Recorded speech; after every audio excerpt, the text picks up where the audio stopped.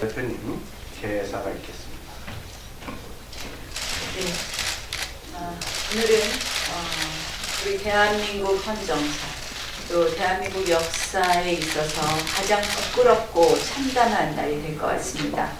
양승태 전 대법원장이 오늘 검찰에 출두합니다. 재판 거래 등의 여러 가지의 혐의에 대해서 앞으로의 사법 절차와 역사에 의해서 평가될 것입니다. 정의의 최후의 보루라고 하는 사법부가 오늘의 모습을 보이게 된 것이 과연 전임 대법원장의 사법부만의 잘못이라고 할 것인가? 저는 아니라고 생각합니다. 얼마 전 퇴임한 안철상 전 법원 행정처장은 지난 5월 사법행정권 남용 의혹 조사를 마치고 형사처벌을 할 사안은 아니다라고 이야기했었습니다. 그러나 그 후에 김명수 대법원장은 이 법원의 문을 활짝 열고 이 검찰에게 이 문을 열어주었고, 그 과정에서 적법한 수사냐, 적법한 조사이냐에 관한 여러 가지 논란을 일으키기도 했습니다. 얼마 전 퇴임한 울산 법원장의 관중이 피를 원한다고 해서 법원이 판사가 따를 수 없다라는 말은 많은 함의를 보여주지 않나, 이런 생각을 합니다. 김명수 대법원장을 앞세운 문재인 정권의 사법 장악 시도는 저는 사법 난국으로 지금 치닫고 있다고 생각합니다. 코드 인사로 이념 편향의 사법부 정치화를 획책하는가 하면 삼권 분립에 적하는 사법부 위상 추락의 발언, 그리고 병역 거부자 무죄 등 사회 혼란 야기 재판 등으로 문재인 정권의 사법부가 총체적 위기를 맞고 있습니다. 김명수 대법원장의 사법부 장악은 이념 편향 인사로 시작되었습니다.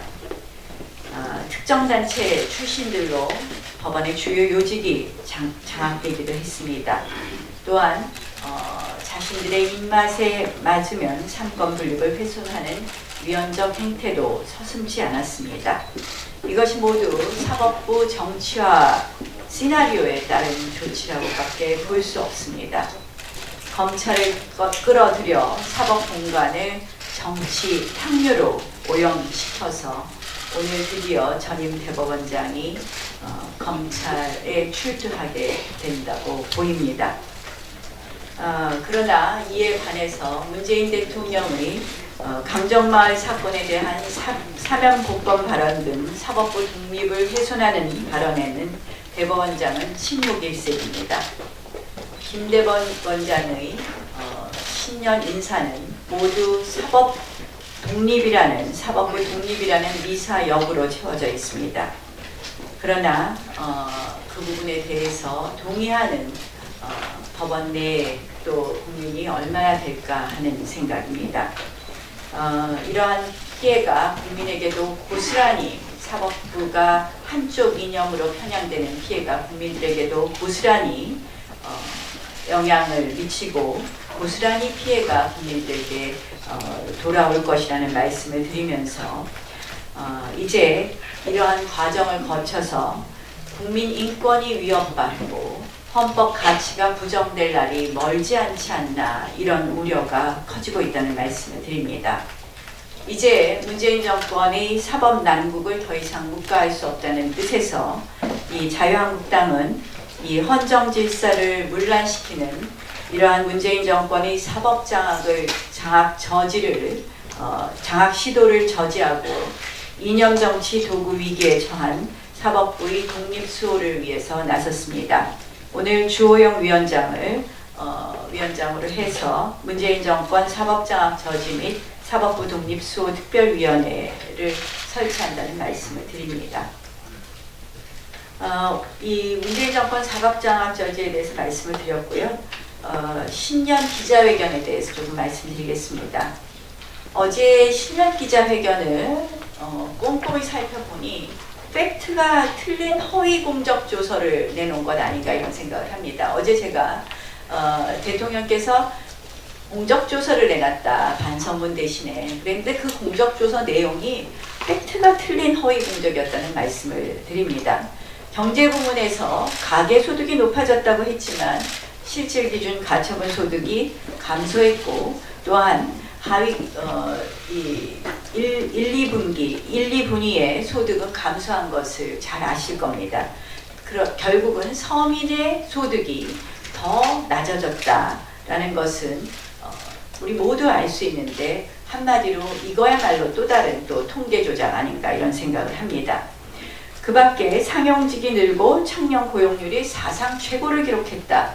아마 이 이야기를 듣고 동의하시는 분들은 한 분도 없었을 거라고 생각을 합니다. 상용직 증가폭은 크게 줄었고 청년들의 체감 실업률은 통계를 작성한 이후에 역사상 최고치입니다.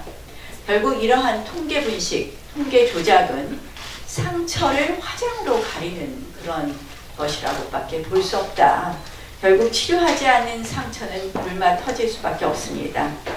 경제 현실을 제대로 인식하고 처방을 내놓으시라는 말씀을 드리겠습니다.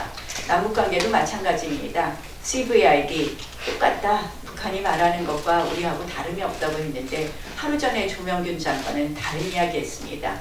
분명히 북한의 비핵화, 북한이 말하는 조선반도 비핵화, 우리가 목표로 하는 북한의 비핵화는 차이가 있다고 조명균 장관이 하루 전에 이야기했는데 문재인 대통령은 어제 똑같다고 또 말씀하셨습니다.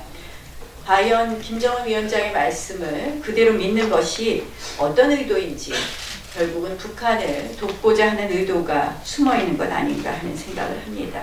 개성공단과 금강산 관광 문제도 마찬가지입니다. 결국 우리 민족끼리라는 그런 생각이 강하게 있으신 우리 문재인 대통령의 이 남북관계 문제는 한마디로 단순하고 그리고 편향적이다. 결국 북한의 이야기를 그대로 옮기는 편향적인 시각. 그리고 이러한 남북관계가 한중, 한일, 한미와 같이 가지 않으면 해결되지 않는데 이러한 부분을 외면한, 한일, 한미 관계를 외면한 매우 단순한 시각이라는 부분을 다시 한번 지적합니다.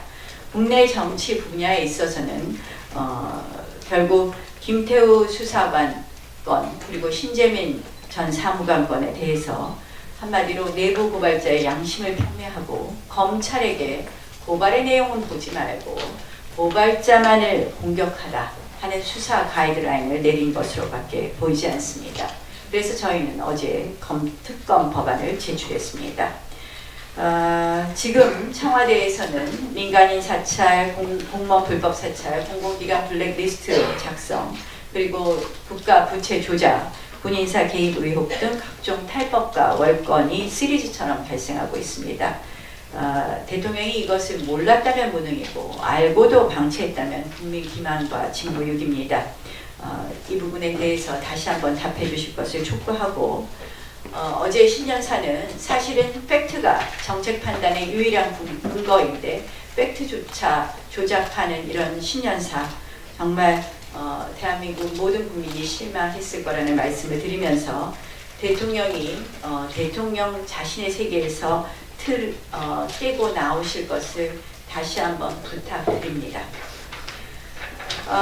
문재인 정부가 3.1운동 100주년을 맞아서 대규모 특별사면을 준비하고 있다는 언론 보도를 봤습니다. 그런데 그 대상이 보면 사드 반대, 한일 위안부 합의 반대, 밀양 송전탑 반대, 세월호 관련 집회 이런 등에 참가했던 시국사범이 대거 포함되는 것으로 알려졌습니다. 이게 사실이면 문재인 정부가 3.1절에 할 사면은 정치 사면이고 이념 사면입니다. 과거에는 경제 사면, 민생 사면을 했습니다. 정말 대비된다고 생각을 합니다. 그런데 이것이 단순한 정치 사면, 이념 사면이라고 비판하는 이유가 단순히 우리가 뭐 이념의 잣대를 들이대서가 아니라 결국은 그 과정에서 보면 그들이 한 행위가 공권력 집행을 방해하고 대규모 시위를 주도하고 결국은 대한민국의 헌법 질서를 무너뜨린 분들입니다. 결국 이러한 정치 사면, 이념 사면의 끝은 내란 음모 이석기 사면이 아닌가 하는 그런 걱정도 듭니다. 만약 내란 음모 이석기 사면에 이른다면 대한민국 헌법 질서를 부정하는 것이라고 엄중히 이러한 일은 있어서는 안 된다는 점을 경고합니다. 마지막으로 말씀드리겠습니다. 조혜중 중앙선관위 상임위원 후보자의 논란이 끊이지 않고 있습니다. 특보로 활동하고 또 방송심의위원회 부위원장으로 활동하면서 매우 편향적인 결론을 내리고 편향적인 의견을 제시했다고 합니다. 이제 대통령께서 결단하실 때입니다. 빨리 지명 철회해 주실 것을 부탁드립니다.